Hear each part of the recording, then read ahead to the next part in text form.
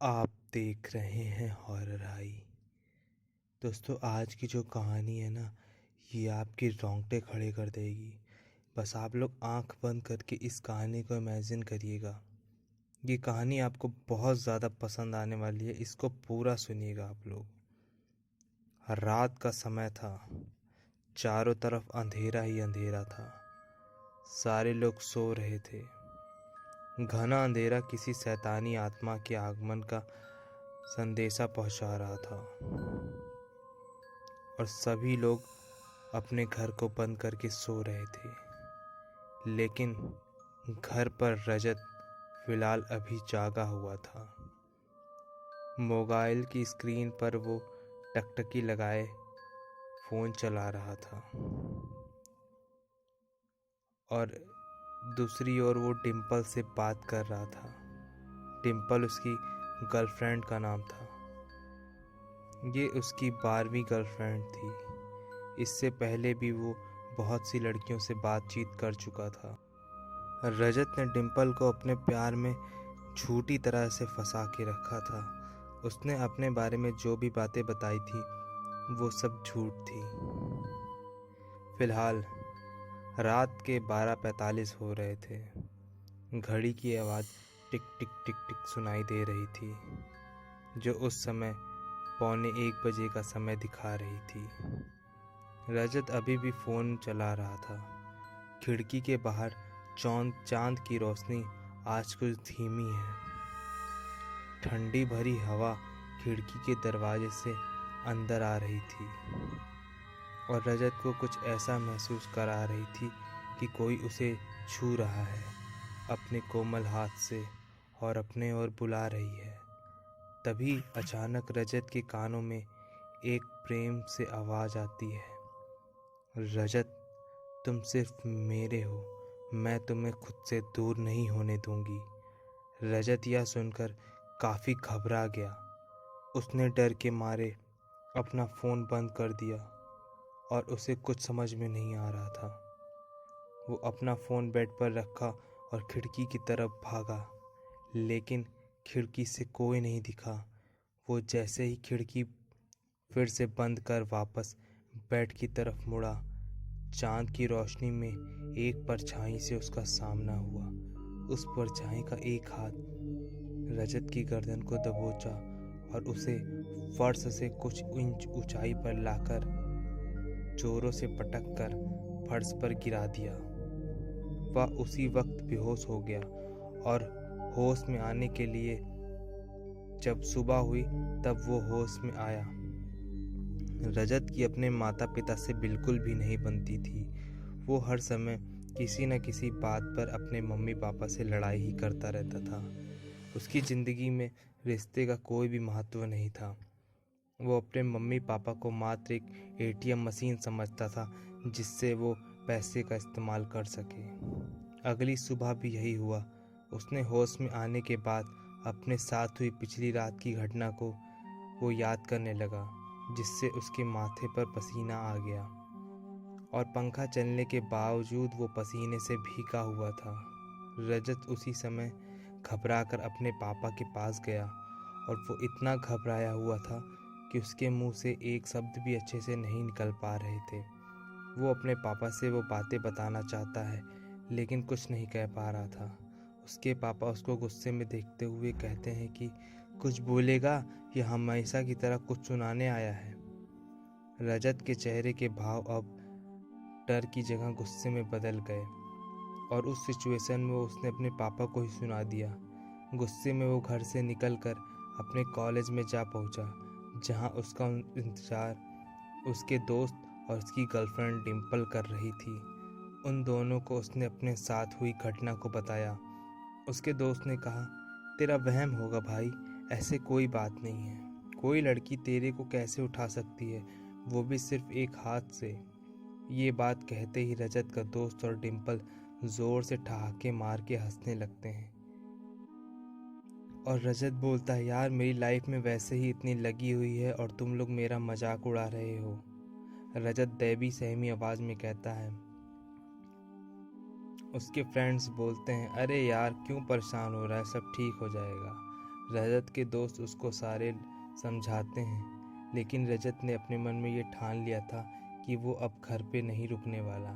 वो ये सब छोड़कर कहीं दूर चला जाएगा।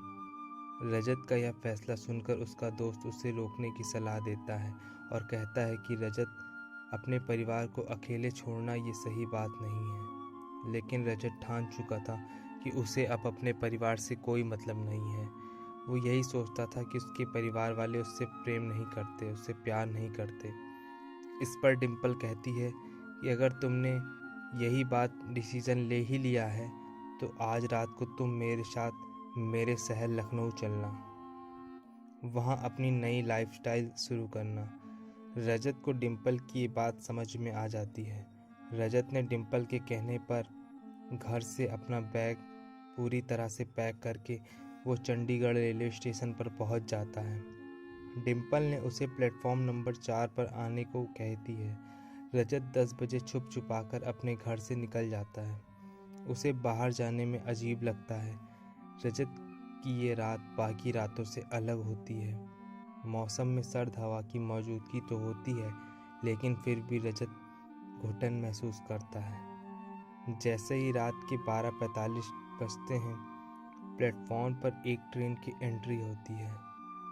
रजत पूरा घबराहट से भरा होता है। डिम्पल अभी तक रेलवे स्टेशन नहीं पहुंची थी। स्टेशन भी पूरी तरह से किसी शमशान घाट का रूप धारण कर चुका था। रजत को कुछ समझ नहीं आ रहा था कि डिम्पल का इंतज़ार करते हुए इतना टाइम बीत चुका है, लेकिन डिम्पल कहीं नज़र नहीं आ रही थी। तभी फिर से एक आवाज़ रजत के कानों में गूंजती है, रजत, मेरा इंतज़ार कर रहे हो? ये वही आवाज़ थी जिसे रजत ने अपने रूम में सुना था।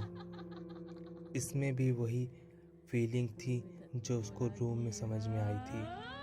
फिर वो आवाज़ एक भयंकर हंसी में गूंजने लगती है। रजत अपना होश खो चुका था। तभी वो आवाज़ ट्रेन का दरवाज़ा खोल उसके सामने खड़ी थी। ये कोई अन्य नहीं बल्कि डिम्पल रहती है। रजत डिम्पल को देख लंबी सांस लेता है। वो जल्द से उसका हाथ थामे ट्रेन पर बैठ जाता है, लेकिन ट्रेन के भीतर का दृश्य देख वो घबराहट में पहुंच जाता है। ट्रेन में कोई अन्य नहीं था। ट्रेन पूरी तरह से खाली थी। रजत डिम्पल से इस बारे में पूछता है कि यार, ट्रेन तो पूरी खाली है। तो डिम्पल उससे कहती है, ये ट्रेन स्पेशल ट्रेन है जो केवल एक ही बार चलती है हफ्ते में। जिस डिब्बे में हम लोग बैठे हैं वो महंगा है, इसलिए कम ही लोग सफ़र करते हैं इस ट्रेन में। रजत डिम्पल की बात मान जाता है और ट्रेन में घुसते ही डिम्पल उससे कहती है कि मैं बाथरूम जा रही हूँ, तुम यहीं पर बैठो। रजत जैसे तैसे अपनी सीट पर बैठा था। उसे कुछ जानी पहचानी लोगों की आवाज़ें सुनाई दे रही थी, जिससे वो कभी न कभी मिला था। उसने वही आवाज़ें पहले भी सुनी हुई थी। उसे लगता है कि वो काफ़ी थक गया है, इसलिए खाली ट्रेन में से आवाज़ें आ रही हैं। वो अपनी सीट पर बैठने के लिए पहुंचता है तो वहाँ एक लड़की घूंघट ओढ़े जोर से आंसू बहा रही थी। वो लड़की पता नहीं किस बात से रो रही थी। रजत उस लड़की से पूछता है कि तुम क्यों रो रही हो? तो जवाब मिलता है कि उस लड़की का किसी ने रेप किया और उसका आरोपी बाथरूम में गया है। रजत उस लड़की का चेहरा दिखाने के लिए कहता है ताकि वो मरहम पट्टी लगा सके।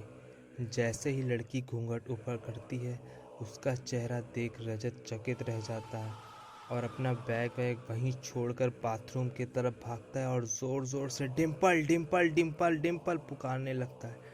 डिम्पल तो नहीं होती, लेकिन उस बाथरूम में इंतज़ार वही लड़की कर रही होती है, जिसका चेहरा इतना भयानक था कि रजत पूरी तरह से अपना होश खो देता है। उस लड़की का चेहरा बेहद डरावना था। उसके चेहरे पे पूरा खरोच पड़े हुए थे। उसके चेहरे से जगह जगह से खून निकल रहा था और उसकी आंखें बिल्कुल सफ़ेद थी। उस लड़की से जान बचाने के लिए वो ट्रेन से कूद जाता है। वो लड़की बाथरूम से भी रजत का पीछा कर रही होती है, इसीलिए रजत जो है वो ट्रेन से कूद देता है और छलांग लगा देता है। इसमें उसका पैर चला जाता है और वो अपना फ़ोन जो डर के मारे ट्रेन की सीट पर भूल जाता है। उस पर एक मैसेज आया था जिस पर लिखा हुआ था, सॉरी रजत, मैं तुम्हें बताना भूल गई थी कि मेरा अपना शहर लखनऊ जाने का प्रोग्राम कैंसिल हो गया है। मेरी तबीयत थोड़ी ख़राब है, होप है तुम समझ जाओगे। डिम्पल। दोस्तों, डिम्पल ट्रेन पर आई ही नहीं थी। वो कौन सी लड़की थी जो रजत के साथ ऐसा कर रही थी? शायद रजत ने कभी किसी लड़की से प्यार किया था और उसको प्यार नहीं किया था, मतलब उसको अपने प्यार के जाल में फंसा के उसका इस्तेमाल करके उसको छोड़ दिया था और उस लड़की ने ट्रेन से छलांग लगा दी थी जिससे उसकी डेथ हो गई थी। और आज भी उसकी आत्मा भटक रही थी जो कि अपना बदला लेने आ रही थी। आज रजत जिंदा तो है लेकिन अब वो किसी काम का नहीं रह चुका है।